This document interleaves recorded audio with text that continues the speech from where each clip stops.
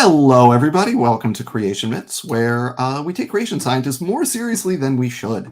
I have a quick thing we're going to do tonight. This is kind of a follow-on to the responding to critics that I posted on, what day was that? Thursday? I think it was Thursday, in response to a video that CMI released on genetic entropy. Welcome, everybody. I appreciate seeing you all here. If you can hear and see me, just let me know in the chat. Make sure everything's cool. And if there's any problems with the audio or anything, just let me know that you can't hear me or something. But I think everything's working fine. So what we're going to do tonight is really straightforward. I asked the questions that I put in that video on just a few days ago. I put those questions in a comment on CMI's video on YouTube. And so I'm just going to pull up that comment thread right here. And we're going to go through it, and I'm going to talk about some of the stuff that CMI said about this. And I'll just spoil it right off the bat. I'm going to get any answers to the questions here, but this is cool. I did get a response from Dr. Carter, from Rob Carter. So I'll take it. That's cool. So let me, let's see here. So I am just going to kind of go through this. So what I said, if you just scroll up to the top of this, basically, I said, and by the way, I blew up the font sufficient to the largest size possible that will allow it to be big without just automatically cutting off comments and not being able to expand them to see everything. So I hope the font is big enough. I apologize if it's not, but if I go bigger, it cuts off comments and there's no way to show them entirely. So please let me know if it seems like the font is okay. But what we're going to do here is I'm just going to go through my objections very briefly. There's only 3. They're very simple. And then we're going to go through the comments. I got actually, in addition to Dr. Carter, there's someone else from CMI that responded. So we're going to go through and see how they didn't actually address anything that I said. So the 3 comments, first is that it's the way Dr. Sanford, frames this in Genetic Entropy and the Mystery of the Genome is that it's a very absolute process. Oh, it's too small. You can't read the comments at all. That's unfortunate. Hang on. Let me see if I can blow it up some more here. Let's see. Oh, that actually, there you go. That's a little bit bigger, and it didn't cut off anything. That still shows the whole, I think that still shows the whole thing. That looks like it's okay. So we're going to go with that size. All right, we'll go with that. Okay, so the first objection is that, now I want to be able to see if people can see things. Just one second here. Sorry, everybody. It's live TV. We're just getting stuff set up here. There we go. Okay, great. I can see all of you now. Okay, so first objection is that this is presented by creationists as kind of an inevitable absolute process, but the way it's framed around prokaryotic populations. I don't want to make it full screen. I hear you. I don't want to make it full screen because I'm going to go back and forth with other things. So I don't want to make it full screen. I don't want to full screen that because I need other stuff on the monitor there. But I hope that looks pretty big on my screen, so I hope it's okay. So the first objection is that it's presented as an absolute process, but then when they describe why, for example, prokaryotes are not subject to genetic entropy, then it's described very, very context specific, right? It's designed or it's explained in a very context specific way. The population is very large. They have a very low mutation rate. So its selection can operate efficiently to clear out whatever mutations occur, right? Well, if that's why prokaryotes can get away from genetic entropy, then it's not an absolute process. It's context dependent based on the ecological conditions, right? And the genetic conditions in terms of things like mutation rate. The second objection is that there is a contradiction here because they're talking about deleterious mutations accumulating without a cost. And that's contradictory because deleterious in evolutionary biology has a fitness cost. It means it impacts reproduction. And if you impact reproductive output, then that's necessarily being selected against, right? If you negatively affect your relative fitness, your fitness compared to other members of the population, it's being selected against. So that's just a contradiction. And the way they kind of deal with that is they fudge the definition for fitness, which isn't really fair. The third thing, and the thing that I really want them to address, is how we have direct experimental examples of situations where if genetic entropy is real, then the experimental populations should have gone extinct. And the two examples I provide are lines of bacteria, lines of E. coli that have what's called mutator phenotypes.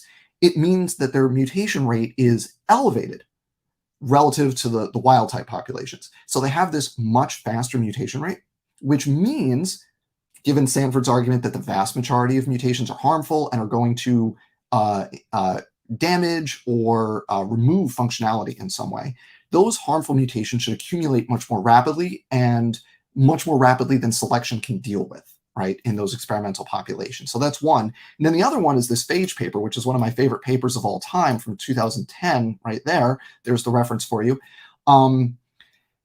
That paper is great because it takes a viral population and hits them with a chemical mutagen.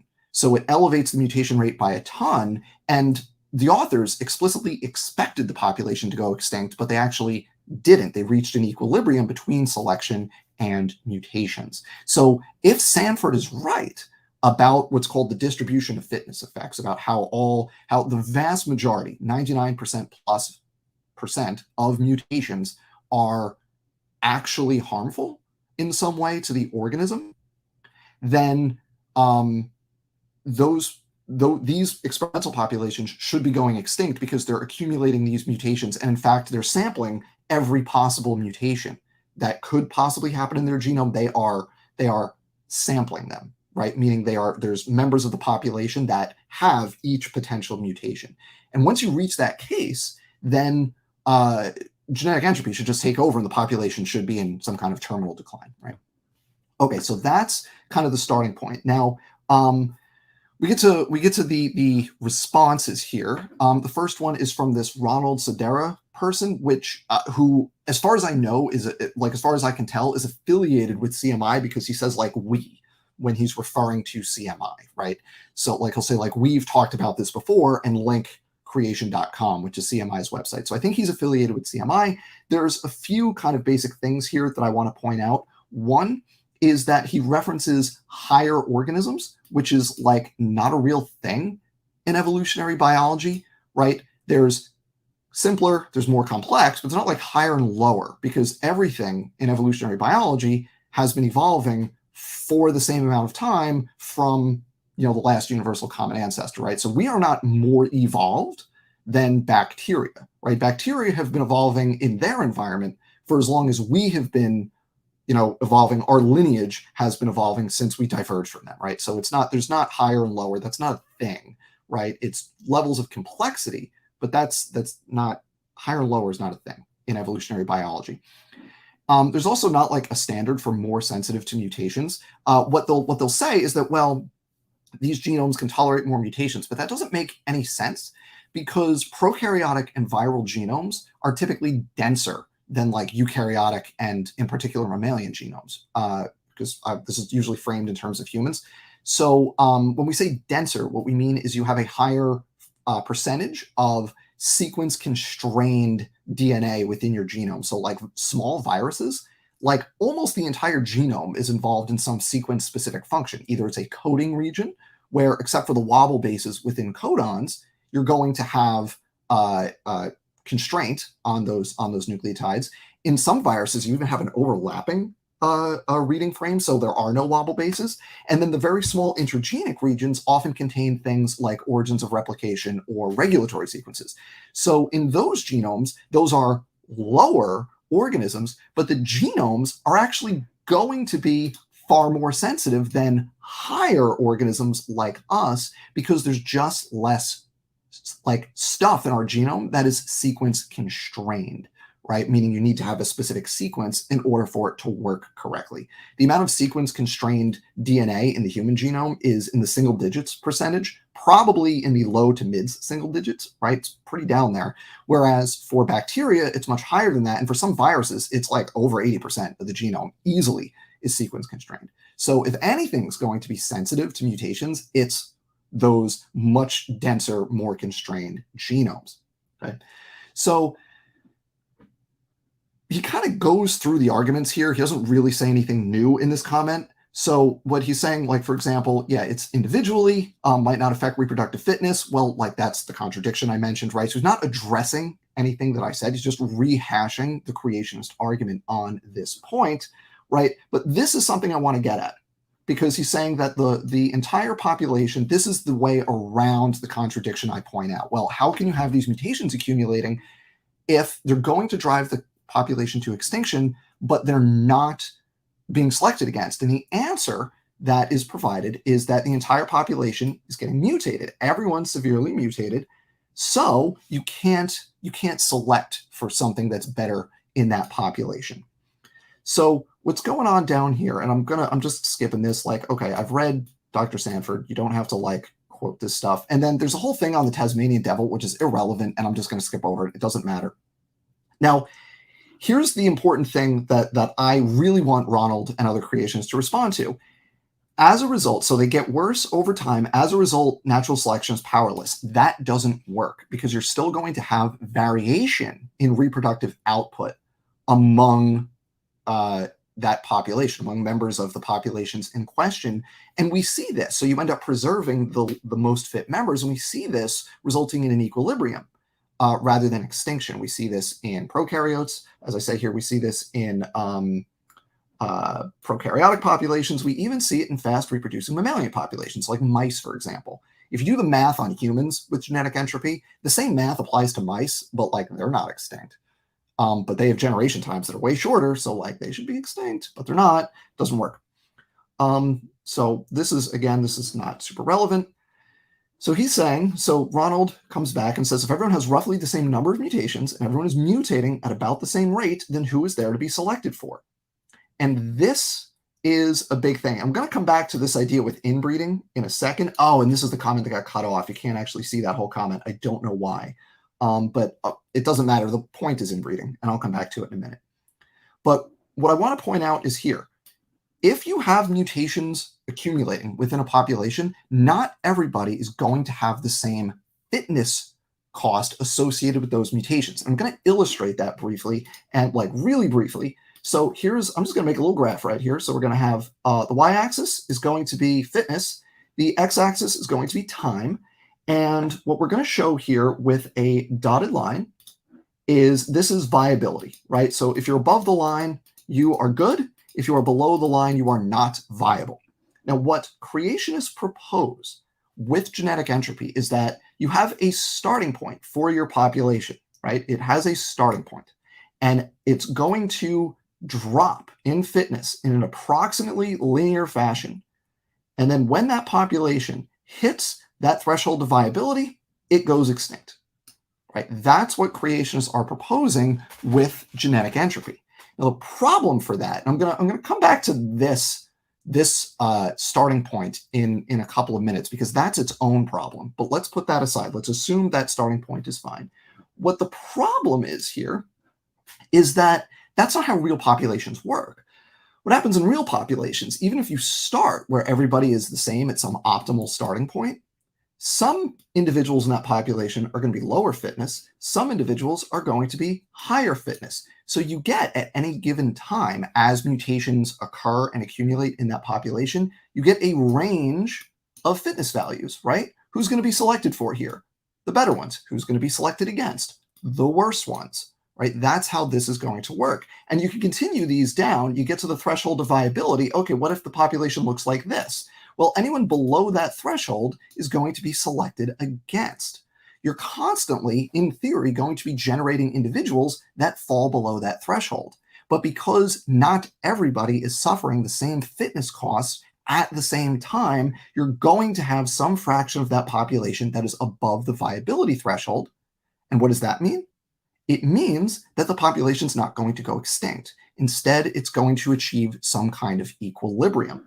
And the nifty thing is when we do experiments with mutation accumulation, when we actually see acceleration of mutation rates in experimental populations, do we see this?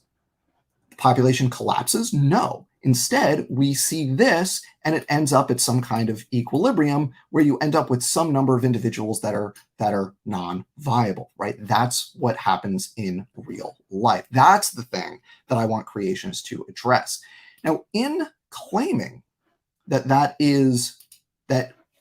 everyone's going to get worse, there's like a very specific implication here, and it's that the net fitness effects have to be effectively equal across the entire population, meaning that there are no differences in fitness among any individuals in that population that are significant enough that you could select for or against them, right? That's the implication here. And I ask, like, is this something you are claiming?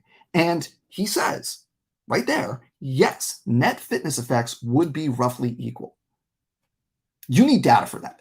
You can't just make that claim without backing it up in a serious way, right?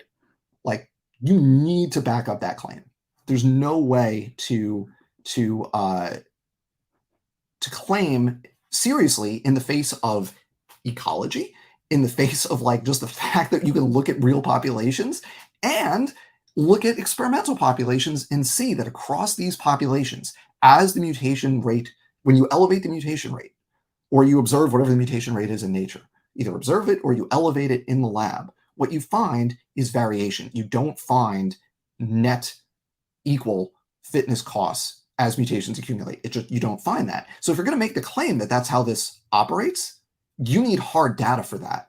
And specifically, you need hard data in real populations, because remember, this idea is supposed to apply to real populations like humans. You need data for that net fitness effect, and they don't have it because it's not true. It's actually the opposite. It's lots of variation is what we get, right?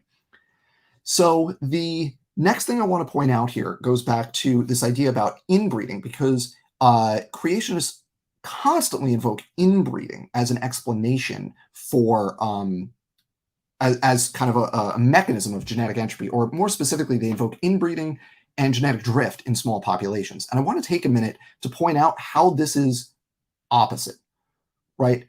And this is right here. So they talk about inbreeding. This was the Tasmanian devil thing. There's other stuff with it, but it doesn't matter. The point is small population, inbreeding, and creationists equate observed declines in fitness in such populations with genetic entropy. The problem with that is that they're actually opposites of each other. Genetic entropy is the idea that mutations are happening too fast to clear. So within genomes, you're accumulating more mutations. That necessarily means you are accumulating new alleles within those genomes and within that population, the population in question.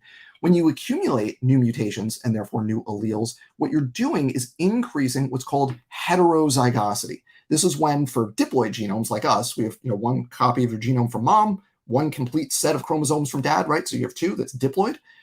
Heterozygous is when the two sets are different for a specific gene, for a specific locus, whatever it is. If you look at part of the genome and the version you got from mom is different from the one from dad, that's heterozygosity, right? They're different.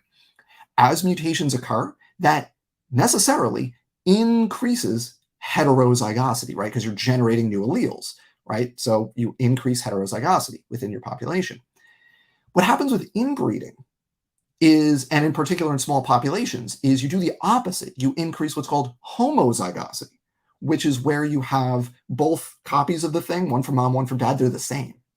And this is a problem because you can end up expressing a lot of harmful recessive traits, right? So if you're heterozygous and you have one harmful recessive allele, doesn't matter. You're a carrier maybe for like a genetic disorder, but you're not affected by it.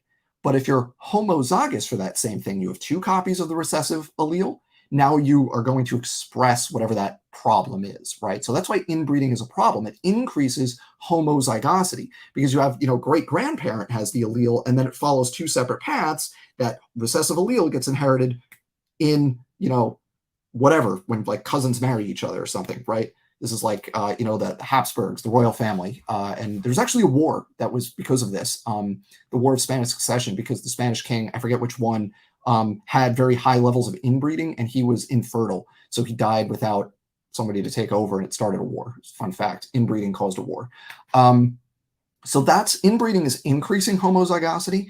Genetic entropy is increasing heterozygosity. They are opposites. Now, inbreeding is still bad, right? In particular, inbreeding and genetic drift, which is random changes in frequency rather than selection, which is non-random, obviously.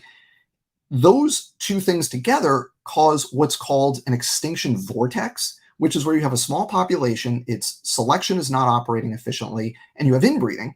So you get a lot of combinations of harmful recessive alleles together that makes the population worse. Over generations, it gets smaller, you have more inbreeding, more homozygosity, right? And it's just a downward spiral. It's called an extinction vortex. It's basically a positive feedback loop of loss of fitness. That is genetically the exact opposite thing, right, of genetic entropy. It's the exact opposite, because the whole time with an extinction vortex, you're losing genetic diversity. You have less variation in your population. But with genetic entropy, the whole point is that you're increasing variation all the time with mutations accumulating. They are 180 degrees from each other. So creationists love to invoke examples of inbreeding and say, aha, that's genetic entropy operating. Even John Sanford does this in his book, Genetic Entropy and the Mystery of the Genome. He conflates these two things incorrectly, but they are actually opposites of each other. Like, they're just completely opposite. So you can't use any examples like that to say, aha, genetic entropy. That's you can't do that. Okay, what is the next thing on the agenda here? Okay, so I want to just point out one more thing before we get down to Rob Carter, and it is in, let's see, it is in this spot. It is in this comment right here. I want to just point out this bit right here, to the point where there are I don't know why that's highlighted, no non-mutant variants in the population. That's not a thing.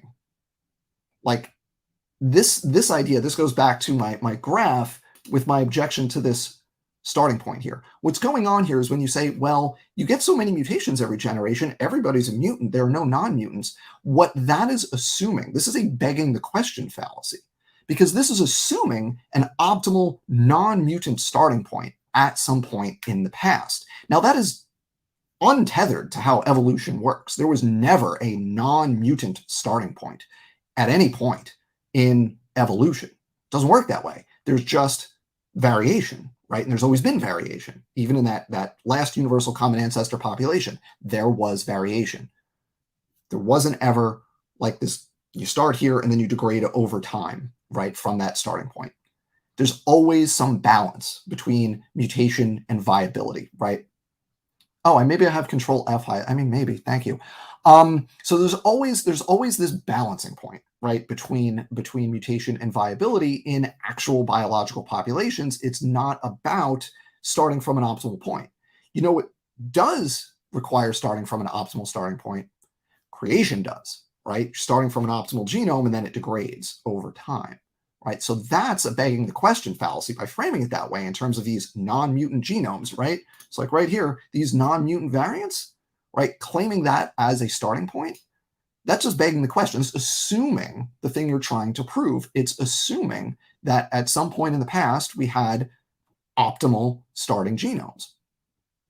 Not a thing, except in creationism, right? So that's assuming your desired conclusion. So that's not a valid argument right there, okay? So let's jump to, this is like explaining eukaryote, like I don't care, this is not relevant. So now let's jump down here to R.W. Carter. That is our friend, Dr. Rob Carter. Dr. Carter, please, come on. I would love to talk to you about this. I'm friendly. Ask Sal Cordova, ask Dr. Michael Behe. I'm friendly, I'm nice. Come and talk, we'll talk, it'll be fun. But I would love to like be able to like actually have answers to these questions, because they're not to be found here. So what's going on here is he says we have already, oh, I do need to shrink this again because I just want to show you that there's is this going to work? This one still works. Okay, that one's still fine. Okay, basically he links to, well, I do want to shrink it and show you the other comment because I don't want it to be, I don't want it to be accused of hiding comments. So I want to show his whole comment there, right? Sorry, everybody. I know the font just got smaller. I want to show his whole comment, not hide it.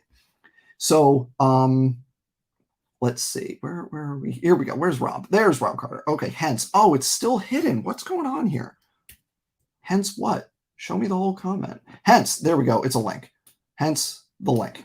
Okay. Genetic entropy in simple organisms. He points me to this thing where he has supposedly explained all this stuff. So let's go look at genetic entropy and simple organisms, and C. Now, first thing I'll point out here, this is from 2012. So have they answered the objections that I'm bringing up? No. This is written the same thing that he said in his other videos on, like, he mentions it here in this video, but he's done standalone videos on this question of like prokaryotes and genetic entropy. This is just the written version of those things that I'm responding to by asking follow-up questions, pointing to the original thing, the original argument in written form this time is not an answer to those questions, right? This does not address the questions that I'm raising, right? So thank you, but this is not an answer. It doesn't address the things that I'm asking about, like these experimental populations that have this elevated mutation rate. Telling me about how they have low mutation rates and very efficient selection doesn't address the problem of, well, what about these populations with high mutation rates and a lot of genetic drift because they're bottlenecked every day? Pointing me towards the original argument doesn't address that question, okay? So that's a problem. I do want to point out a couple things here. Let's see, I want to go down to here we go, genetic entropy in bacteria, and I'll blow this back up again here. I do want to just point out a couple things in this section. So again, we have this idea of higher genomes. That's an arbitrary distinction. It's not about, higher and lower is not a thing, right? In evolutionary biology, they do say genomes of more complex organisms and longer generation times. Well, okay, but then don't say higher or lower. Just say it's about complexity and generation time. But here's the thing. This goes back to what I said before. If it's going to be about the amount of, functional stuff in the genome and the generation time and the population size and mutation rate, right, then it's not an absolute process. Then it's context dependent, and there are conditions under which genetic entropy doesn't apply. John Sanford doesn't present it that way in his book. He presents it as an absolute, this is he has a line about it affecting all genome, blah, blah, blah, like it's as inevitable. He calls it genetic entropy because it's as inevitable as the second law of thermodynamics, right? But like, if it's context dependent on things like mutation rate and population size, then it's not inevitable, it's context dependent. So that undermines the argument. So again, pointing to this is not a response to my questions. But now so this doesn't matter right here. That does not matter. So we're gonna go, this is just what I'm saying. Basically, I really want him to address the selection contradiction argument here, where like if you have, and I'll blow this up again. Sorry, everybody. Scroll down again. Here we go. I'm trying to keep like the ad side of things off of the screen because it's annoying. Here we go. Okay. So I want to know if he agrees with Ronald that yes, the net fitness effects are going to be equal or effectively equal across that entire population. Now, we know that's not valid, right? We know that's not realistic, but I'm asking, do you think that's the case? And I suspect that he will bring up H1N1, but he can't do that because that's that 2012 A New Look at an Old Virus paper about the H1N1 from 1918 to 2009, authored by Rob Carter and Dr. John Sanford. They did not evaluate fitness in that paper, right? They did nothing to measure the fitness of the viral lineage in question in that paper. So you can't do that. So that doesn't work. And then Redefine Living jumps in to insult me because, of course, none of this is relevant. I think that actually might be it for Rob Carter. Yeah, that doesn't matter. Okay, so Ronald gets in here one more time, but it doesn't address anything. And then I say, hey, I would really appreciate if you would like address these actual questions and not just like point me to old stuff that you've written. That would be really cool because there actually is an example of that. There is an explanation for what's going on here. And I asked Rob Carter in here specifically, what would explain these experimental populations? Here we go. It's right here in this paragraph.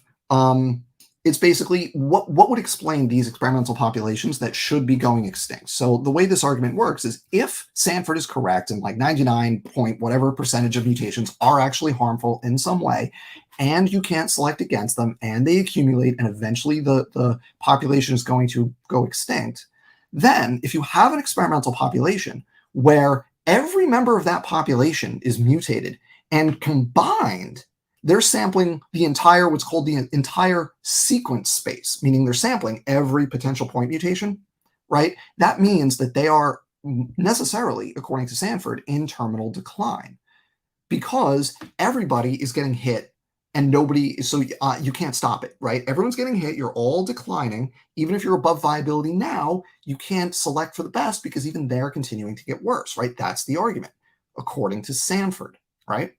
So you follow this logic in these highly mutagenized populations, they must necessarily be going extinct.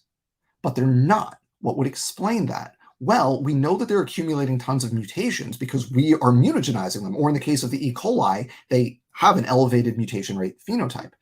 Well, maybe it's that the DFE is different for bacteria and some viruses. I have to say some because Carter and Sanford say genetic entropy applies to influenza, but it doesn't apply to HIV. It doesn't apply to prokaryotes. So I don't know where the line is in there, but some viruses apparently. So maybe the distribution of fitness effects is different for them. Okay, that's fair, right? Maybe it's not 99 point whatever percent deleterious. Maybe it's less than that, right? But the problem is if the distribution of fitness effects is different, then that violates. That's the distribution of fitness effects. It's if you plot out the fitness effects of all the mutations, just what does that plot look like? Harmful, beneficial. If that distribution, which Sanford claims universally is like 99 point whatever percent harmful, right?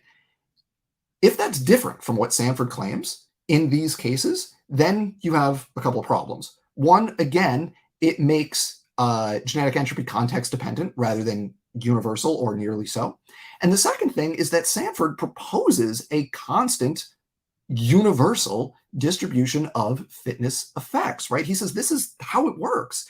And he also says unrealistically that fitness effects of specific mutations are basically constant rather than context dependent. So you can explain these experimental outcomes by saying the distribution of fitness effects is different, but then that undermines the genetic entropy argument as articulated by John Sanford. Now here's the kicker. Here's the kicker for this. And those are the questions that I would love for Carter to answer. What's the explanation? Is it a different DFE? Like what's going on here? But here's the real kicker for this, because I've been talking about experimental mutagenized populations, right? That demonstrate 100% that genetic entropy is not real, because if it was, then these populations must be going extinct. You know another population that meets those same conditions that I described, sufficiently high mutation rate that every mutation is sampled, turns out multiple times over? Well, humans meet those conditions. Think about the math on this. We have a genome of a diploid human genome is 6 billion base pairs. There are 7 billion humans on the planet, and we get about 100 mutations per person per generation.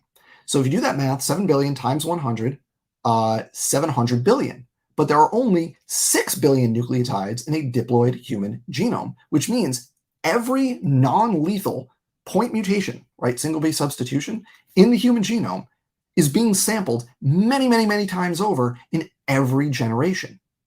If Sanford is correct that the distribution of fitness effects is such that the vast majority are harmful, and over time, those are going to accumulate and lead to a decline in fitness, then humans, given the mutation rate, the population size, and the genome size, should already be in terminal fitness decline.